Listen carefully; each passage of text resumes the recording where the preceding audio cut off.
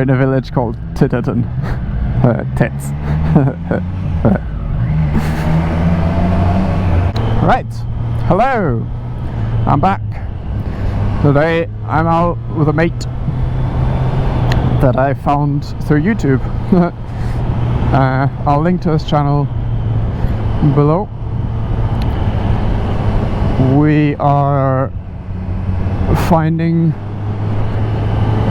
the one bit of sunshine that there is today in the morning. I think it's meant to rain later in the afternoon, and going out in the Jura region,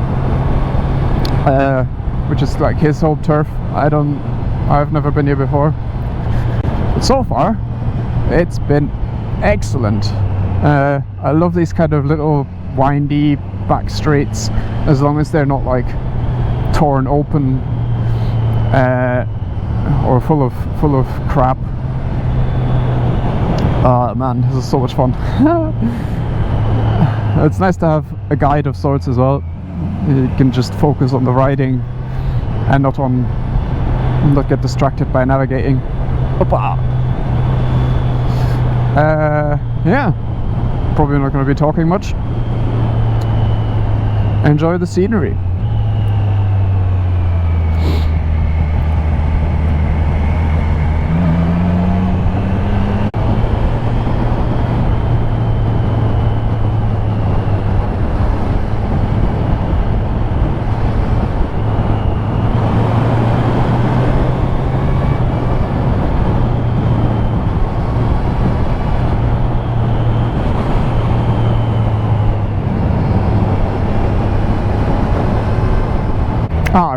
I found one negative on the new street triple. Just one. Compared to the old one, at least. As you might know, the tank is smaller. Like they've reduced it from like 17 to 14 liters or something like that. And you notice, like the range, where previously I could easily hit 250k before I had to fuel up, and could push it to 300 if I needed to. This is definitely, you definitely want to be finding a petrol stop after 200k, and you'll probably notice, I don't think I've even made it to 200k so far. Mostly been stopping at like 180 or so. So yeah, you're definitely at the petrol station more often.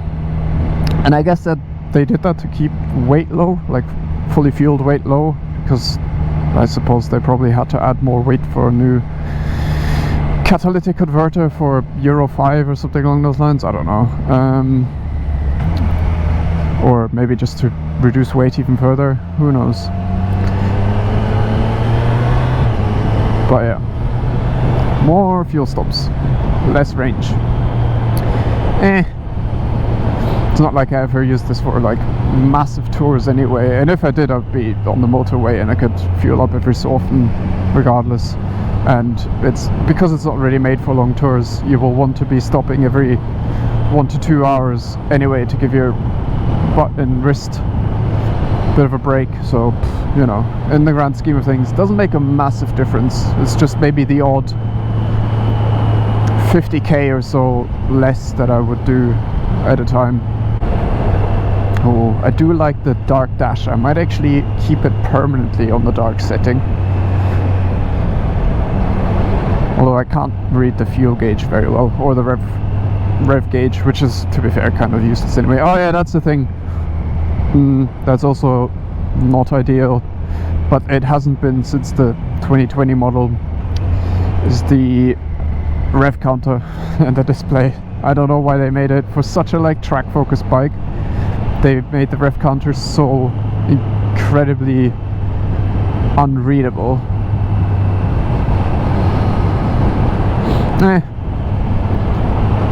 For the most part I ride by ear anyway, but yeah, not really an excuse. It's a digital dash, you can do whatever you like. They should really just update it to something a bit more legible.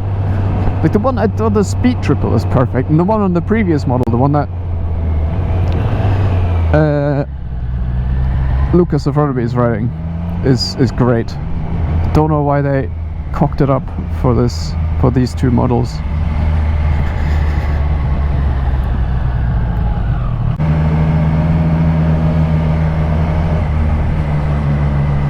Whoa, this is tighter than I expected.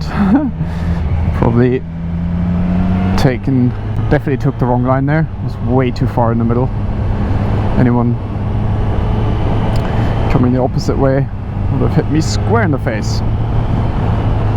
From playing around with my body position on the road recently a little bit as well, I used to really like to lean in and, you know, like sort of fake hang off, you know, just get your butt cheek off the seat kind of thing and your shoulder over. But due to some videos I watched online, you know, like a recent Fort 9 video, which I'll also link to below, I've been wanting to give sort of the upright style, you know, where you like push the bike into the corner. More practice on that style, basically, just to give me, you know, like options, see what the bike does when you ride it like this, especially for the really slow stuff, which you find a lot in Switzerland, like tight hairpins and stuff. So far so good. It definitely, in my opinion, tends to run slightly wider coming out of the corner. I mean, maybe I'm doing it wrong, who knows. But for the really slow stuff, you can take a slightly faster line, I guess. Like I find previously I would struggle to keep the revs up well, and it was just felt a bit unstable going through the really slow stuff, leaning into it. But pushing it into it, I feel like I could go slightly faster, and the tires and the bike has like lean angle to spare, so that's not an issue. And more like smoothly and consistently. So I'd say for the really slow corners, seems like the way to go so far. Just feels a bit unnatural because I don't really practice it all that often. Yeah. Obviously try to only do this where it's safe, where you can see you're still on public roads, but it's good to practice when you can.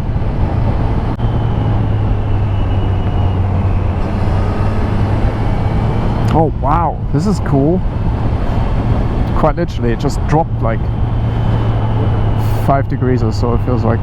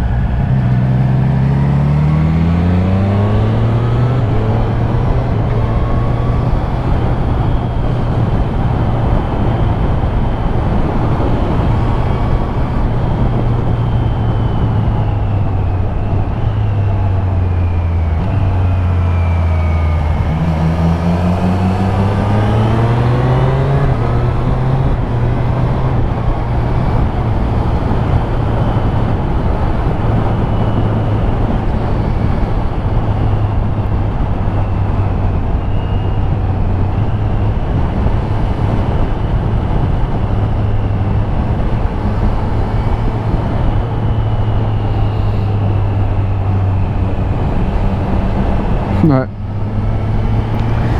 He must not be enjoying himself on like damp road with track day tires.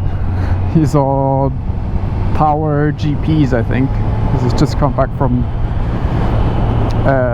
track day in France, and I don't know what they're like, but if they're anything like the super courses, I'd be they're probably fine in like just slightly damp conditions and stuff, but man, I would always be nervous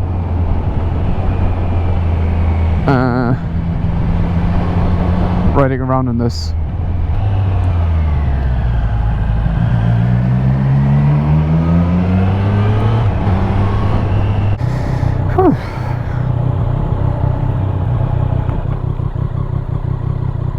Ah.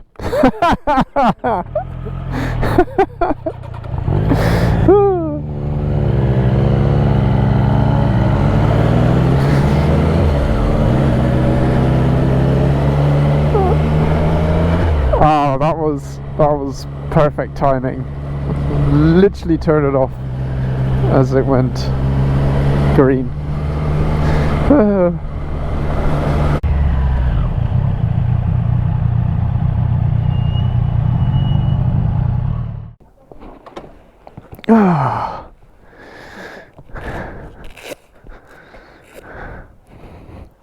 Alright, we've had some lunch and we're off again. Just stopped for a wee photo break. I gotta say, like this part of Switzerland I haven't really had on my radar so far. But I gotta say, the roads here are really good. Like, chilled when you want it to be, but otherwise pretty nice flowing curves. Nice.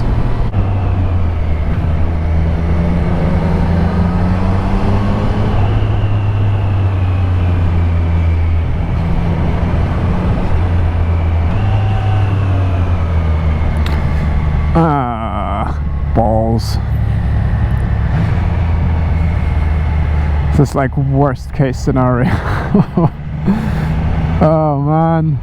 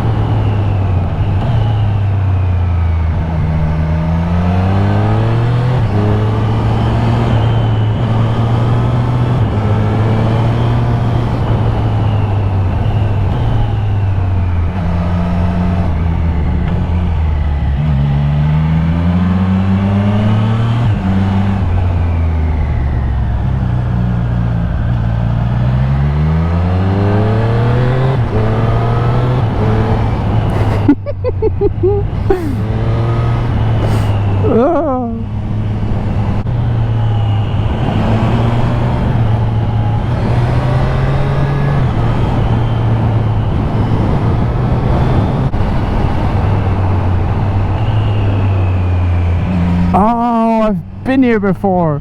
I've stopped here before.